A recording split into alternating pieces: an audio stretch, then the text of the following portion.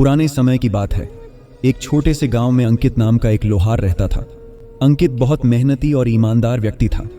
वह लोहे से औजार और हथियार बनाता था, लेकिन उसके बनाए हुए सामानों को खरीदने वाले बहुत कम लोग थे। उसकी वर्कशॉप में पुराने औजार और उपकरण थे, जिनसे वह कठिनाई से ही कुछ बना पाता था। अंकित का जीवन बहुत संघर्षमय था।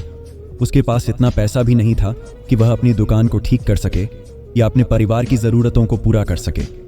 हर दिन अंकित अपनी वर्कशॉप में सुबह से शाम तक मेहनत करता था, लेकिन उसकी बनाई हुई चीज़ें या तो जल्दी बिकती नहीं थीं या फिर उन्हें उचित कीमत नहीं मिलती थी।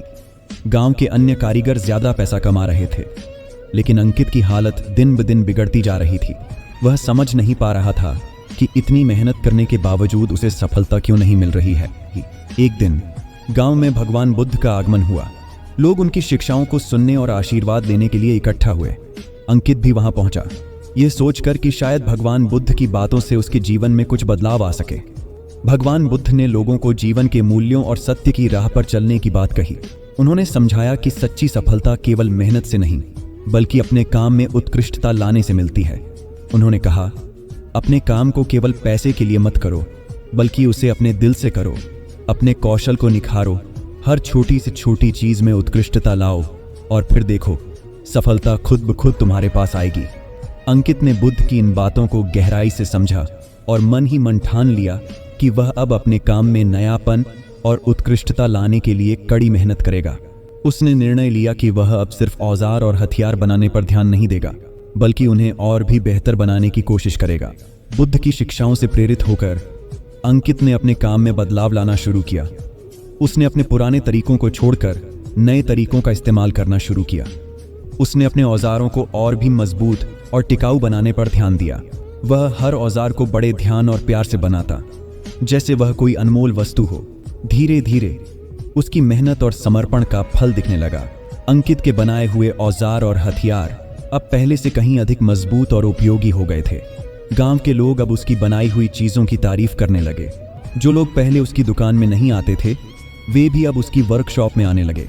अंकित ने अपने काम में इतनी उत्कृष्टता लाई कि उसके औजार और हथियार अब दूर दूर तक मशहूर हो गए।